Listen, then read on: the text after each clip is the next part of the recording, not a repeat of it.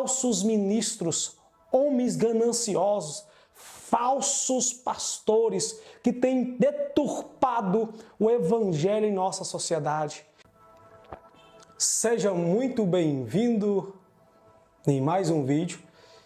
E nesse momento eu vou tratar de um tema sobre pastores gananciosos, pastores rebeldes e pastores insubmissos.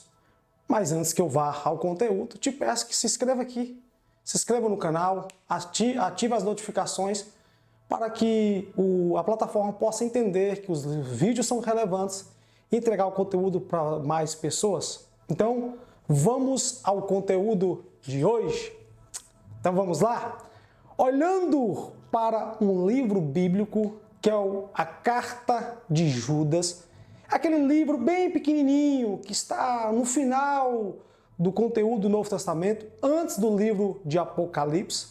Judas, no capítulo 1, como o livro só tem um capítulo, versículo 3, Judas vai escrever uma carta para os seus compatriotas na fé.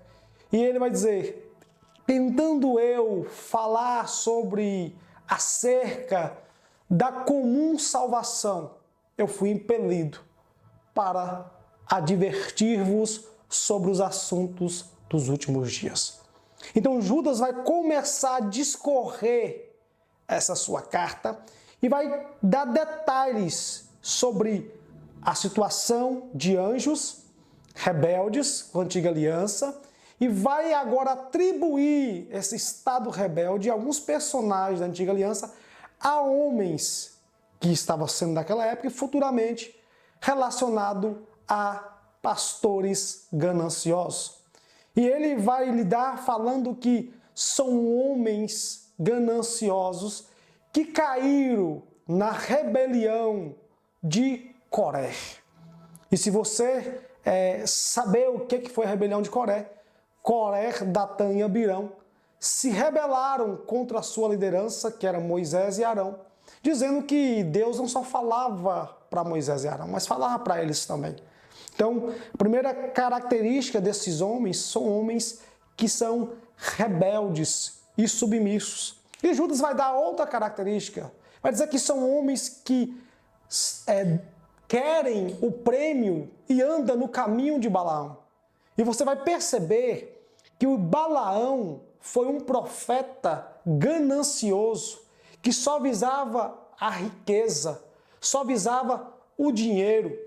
Então ele profetizava para adquirir posses financeiras. Então eu quero te alertar, cuidado com homens que têm uma roupagem de ministros, de homens devotos a Deus, mas por trás dessa boa característica, dessa carinha boa, são homens gananciosos. São homens que desejam simplesmente encher os seus bolsos com a riqueza das ovelhas e profetiza por dinheiro. Inclusive, se você olhar nas mídias sociais hoje, você vai ver gente falando sobre comenta e compartilha porque vai cair na sua conta um pix de tanto.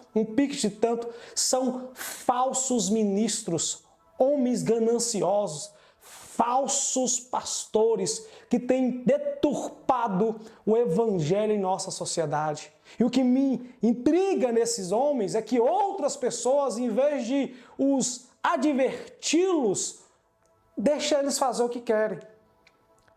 Parece que Judas não se encontra na Bíblia desses homens. Isso se eles pelo menos ler Bíblia. Porque são homens mentirosos, falsos. Depois ele vai dizer, pastores que se apacentam a si mesmos, pastores que apacentam a sua própria vida em vez de apacentar as ovelhas do Senhor Jesus. E aí ele vai dizer o seguinte, são pessoas que adulam, pessoas para tirar proveito próprio. Sabe aqueles pastores, e eu quero fazer aqui mesmo uma crítica a essa mentalidade, onde pastores, em vez de apregoar uma palavra de verdade, eles pregam palavras de autoajuda, passa a mão na cabeça da ovelha que precisa de um confronto. Em vez de ensinar um evangelho de renúncia, ensina o evangelho de prosperidade. Ensina os seus membros a ser como ele é. Judas, não eu, tem uma advertência contra esses tipos de pessoas.